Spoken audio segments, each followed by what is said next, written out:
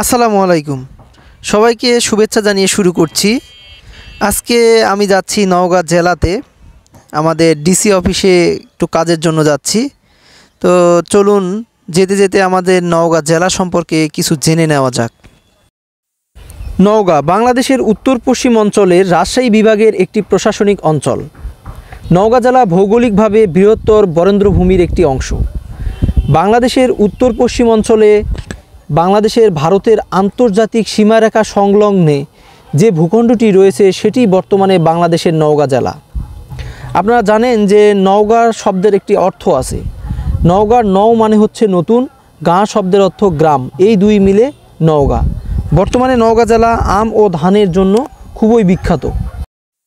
নওগাঁ রাজশাহী আঞ্চলিক মহাসড়কের দুই পাশে রয়েছে অনেক চাউল কল। এখানে বেশ কিছু অটো রাইস মিলও রয়েছে। নওগাঁয় চাউল কল রয়েছে 1000-1200-র মতো, কিন্তু অটো রাইস মিল রয়েছে 50+। এই অটো রাইস মিলের সঙ্গে প্রতিযোগিতায় টিকে থাকতে পারে না ছোট ছোট চাতাল মালিকগণ। অনেক চাতাল মালিক তাদের ব্যবসা গুটিয়ে নিয়েছে। অনেকেই ব্যবসা করতেছেন, তবে তাদের অবস্থা তেমন একটা ভালো না। আপনারা জানেন যে সাধারণ রাইস মিলে চাউল উৎপাদন করতে সময় লাগে 7 থেকে 12 দিন, কিন্তু অটো রাইস মিলে 1-2 দিনের মধ্যেই চাউলটা বাজারজাত করা সম্ভব হয়ে ওঠে। সেক্ষেত্রে অনেকেই ব্যবসা গুটিয়ে নিচ্ছেন যারা ছোট চাতাল মালিক। তবে ছোট চাতাল মালিকগুলো কয়েকজন মিলে ব্যবসা করলে হয়তো তারাও তাদের ব্যবসা ধরে রাখতে পারবেন, এভাবে তারাও ব্যবসা সামনে এগিয়ে নিয়ে যেতে পারবেন। এই সড়ক দিয়ে আপনারা নওগাঁ যাওয়ার সময় দুপাশ দেখলেই ভালো লাগবে। এখানে দুই পাশ দিয়ে যাওয়ার সময় এখানকার রূপটা দেখতে পাবেন আপনারা। সাথেই দেখতে পাবেন এখানে চারপাশে যে চাউল কলগুলো রয়েছে, রাস্তার পাশ থেকে চাউল কলগুলো দেখতেও ভালো লাগে। আপনারা যখন যাবেন এই রাস্তা দিয়ে, হয়তো যারা রেগুলার নওগাঁ চলাফেরা করেন তারা খুব ভালোভাবেই জানেন এটা কত সুন্দর, মানে দেখতে খুব ভালো লাগে। আর যারা দূর থেকে এসছেন হয়তো সহজে রাতে গেলে দেখতে পাবেন না, আর দিনে যদি যান অবশ্যই দেখতে পাবেন এই রূপটা। এই যে দেখুন, এখানে একটি ছোট চাউল কলে কাজ করতেছে সবাই। নওগাঁর এই চাউল কলগুলো ছোট হোক আর বড় হোক, এখানে তো মানুষের কর্মসংস্থান হচ্ছে। ছোট চাউল কলেও কিছু কর্মসংস্থান হচ্ছে, বড় চাউল কলগুলোতেও কর্মসংস্থান হচ্ছে। সুতরাং কর্মসংস্থান যে তৈরি হচ্ছে এটাই সবচেয়ে বড় কথা। মানুষ বেকার বসে থাকা থেকে এই কাজগুলো, এখানে কাজ করা অনেক ভালো। এখানে কাজ করবে, তাদের কর্মসংস্থান হবে, পরিবার ভালো থাকবে, কেউ কোনো খারাপ কাজে থাকবে না। এটাই তো আমরা চাই, এইরকম বাংলাদেশই আমরা দেখতে চাই। দেখতে দেখতে আমরা চলে আসলাম, ওই যে সামনে দেখতে পাচ্ছেন আপনারা ডাক্তারের মোড়। এখান থেকে নওগাঁ আরও 5-6 কিলোমিটার। তো এখানেও দুপাশটা সবুজ, এখানে ধান উৎপাদন করতেছে, দেখতেই পাচ্ছেন দুপাশে, রাস্তার দুপাশে দেখতে খুব সুন্দর লাগতেছে। আমাদের এই নওগাঁ থেকে খুব তাড়াতাড়ি রাজশাহীতে যাওয়া যায়। আপনারা জানেন দক্ষিণে হচ্ছে নাটোর ও রাজশাহী জেলাটা, পূর্বে জয়পুরহাট ও বগুড়া জেলা অবস্থিত, পশ্চিমে চাঁপাইনবাবগঞ্জ এবং উত্তরে তো ভারতের পশ্চিমবঙ্গ রাজ্য। তো এখানে এই নওগাঁ জেলার আয়তনটি দেখা যাচ্ছে 3435 এরকম, এর কাছাকাছি। আপনারা এটাও জানেন 2011 সালের আদমশুমারি অনুযায়ী নওগাঁ জেলার জনসংখ্যা 26 লাখ সামথিং কিছু দেওয়া হয়েছিল আর কি, 27 লাখের কাছাকাছি এরকম। নওগাঁ জেলার মানুষ কৃষি এবং শিল্প খাতে তাদের অর্থ এবং শ্রম বিনিয়োগ করার মাধ্যমে বাংলাদেশের অর্থনীতিতে গুরুত্বপূর্ণ ভূমিকা রাখছে। আমাদের নওগাঁ জেলার শিক্ষার হার 62%। এখানে সরকারি বেসরকারি অনেক শিক্ষা প্রতিষ্ঠানও রয়েছে। আপনারা জানেন বেসরকারি নিম্ন মাধ্যমিক বিদ্যালয় এখানে রয়েছে 75টি। এখানে ভোকেশনাল স্কুল রয়েছে এসএসসি লেভেল পর্যন্ত, যেটা প্রায় 38টি। এখানে রয়েছে সরকারি প্রাথমিক বিদ্যালয় 1374টি। আলিম মাদ্রাসা রয়েছে 40টির মতো। দাখিল মাদ্রাসা রয়েছে 202টি। এই সকল শিক্ষা প্রতিষ্ঠান থেকে শিক্ষার গড় হার 44.52%।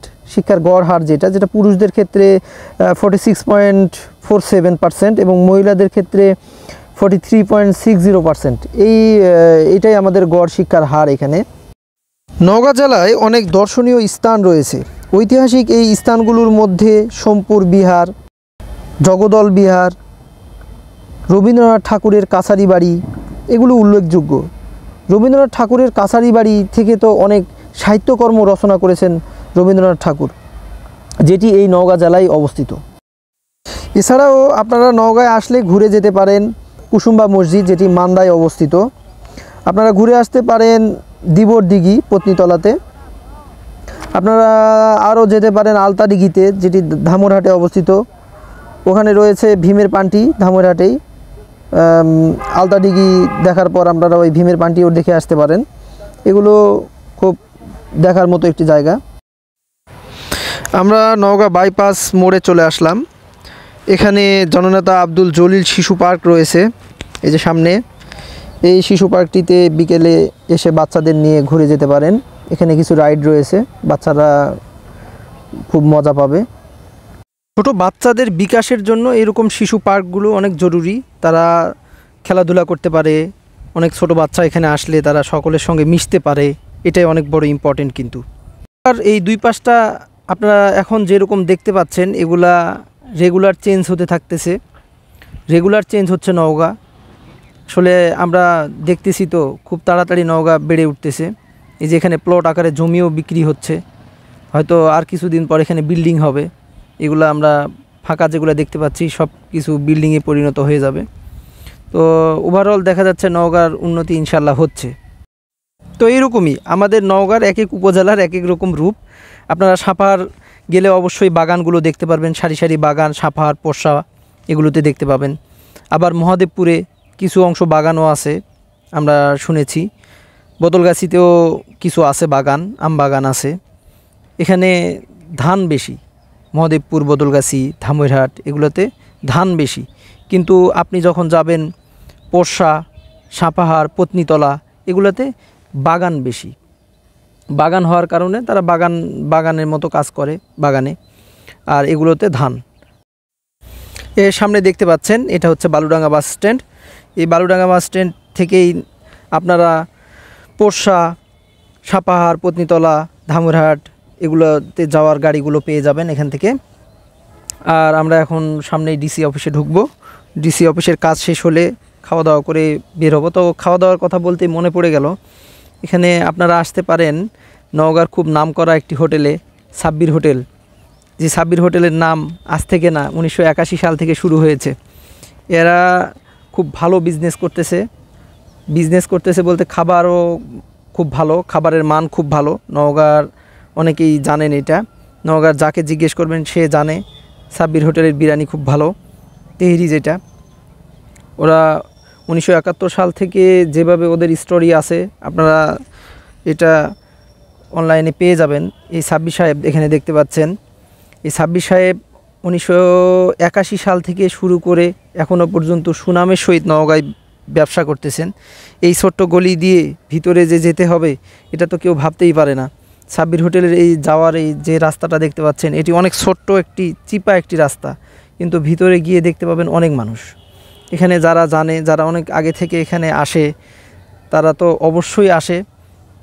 তো আমি আর হাকিম স্যার আসছিলাম। আসার পর হাকিম স্যার তো দীর্ঘদিন তার নওগাঁতে থাকা, উনি জানতো এটা, আমি জানতাম না যে আসলে এই সাব্বির হোটেল এখানেই।